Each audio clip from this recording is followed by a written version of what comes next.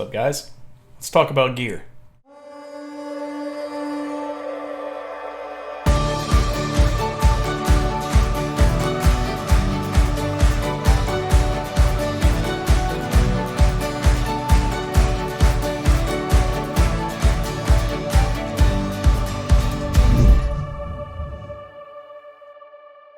Let's talk about this, and this, and this, and this, and this, and this, and this, and this, and this, and that, and that, and that. Truth be told, none of it really matters. Doesn't matter what piece of kit you got, that you spent $2,000 on a lens.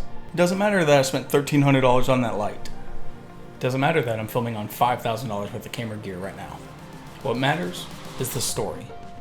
To prove a point, there's a movie called Unsane, directed by Steven Soderbergh. Shot on an iPhone. I get asked all the time, what do you shoot on? What do you shoot on? What do you shoot on?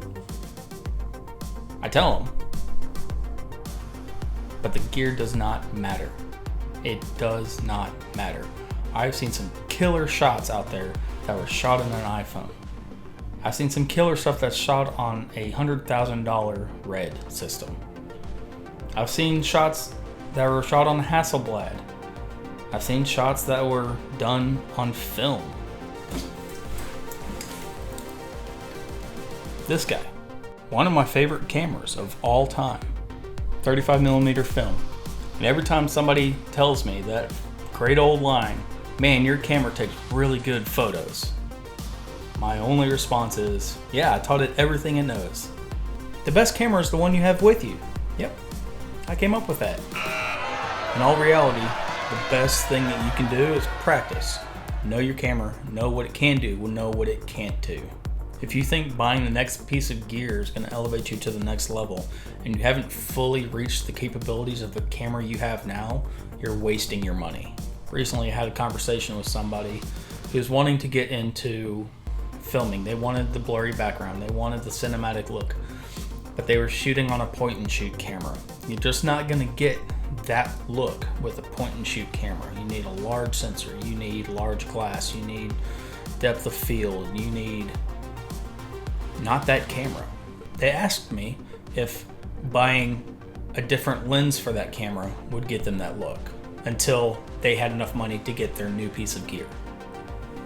I've always been in the mindset of buy exactly what you want.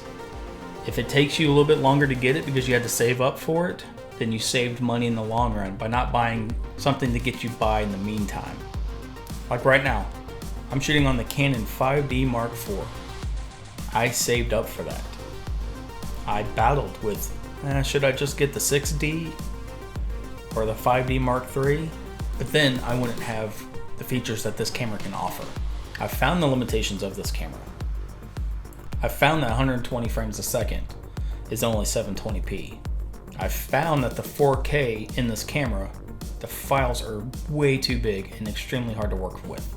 So my next piece of gear will not have those limitations. Looking at the Blackmagic Pocket Cinema Camera 4K. Don't need the 6K. I'm not going to be working in a 6K workspace. 4K is more than enough for what I need. But Phil, you said don't buy a piece of gear just to buy a piece of gear. I'm not buying a piece of gear just to buy a piece of gear. I'm buying it because I found the limitations on this camera. The features of that Blackmagic camera are features that I need for my filmmaking. But at the end of the day, if I can't afford it right away, I'm not going to settle. I'll just have to pick up a few more jobs and then I'll be able to get it. So don't let what you have right now limit you from going out and creating something awesome. I want you to get out there and do a passion project. Something that you've been wanting to do but been held back because you don't think you have the right piece of gear. Get out there, start shooting, come up with something awesome, finish it, and show it to the world.